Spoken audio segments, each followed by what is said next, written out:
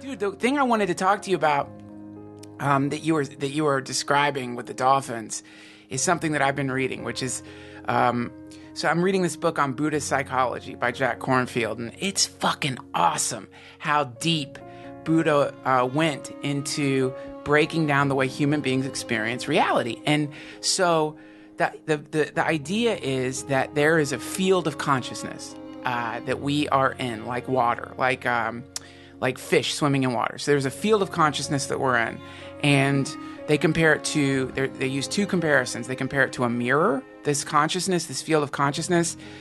In the way you look in a mirror can be reflecting anything. It can be reflecting a beautiful girl. It can be reflecting tigers eating somebody. The mirror is not affected by the reflection at all. So that's this field of consciousness, completely non-affected by the things that are emerging into it, and never touched by the things emerging into it. So the field of consciousness is like a thing that is flowing through us, and we're flavoring it with our experiences. So the experiences that you have as a person is like dropping dye into water, and there's these temporary colorings of this field of consciousness, and that's the human experience. And so so the idea is you begin to watch.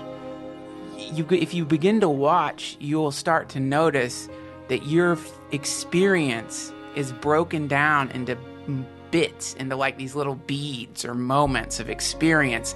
And the more you meditate, apparently, the more you realize that, like, you know, the way you breathe, like if you start watching your breath, this is what I love about meditation. I've been meditating lately, and you just watch your breath. That's it. So you sit, you watch your inhales through the nose and exhales through the mouth, and you just watch your breath. That's all it is. You just watch your breath, and suddenly you realize, fuck, man, I've never paid attention to the way I breathe. Like, I've never even noticed the way I breathe. And you'll notice that when you inhale, there's a microsecond where you're not breathing anymore. The breath stops. There's a pause in between the inhale and the exhale and the inhale. There's this weird little pause, this moment of no breathing.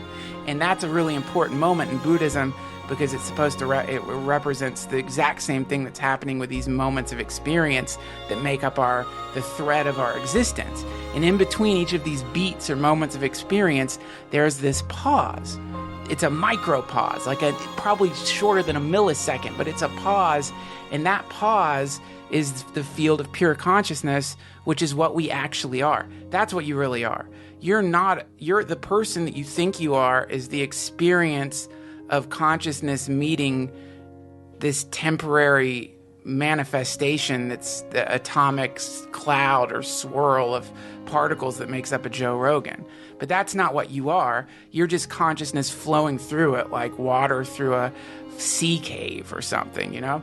It's really cool, man. It's really cool, because the idea is that the more you let go of this identity of the self, the more you move into this expansiveness. That's what they call it. They use really cool terms for it. Clear mind. They always use like the sky, expansiveness. It's this open field of freedom. It's freedom, really. So that reminded me of the joke you were talking about. And your joke is very similar to an idea in Buddhist psychology. Dude,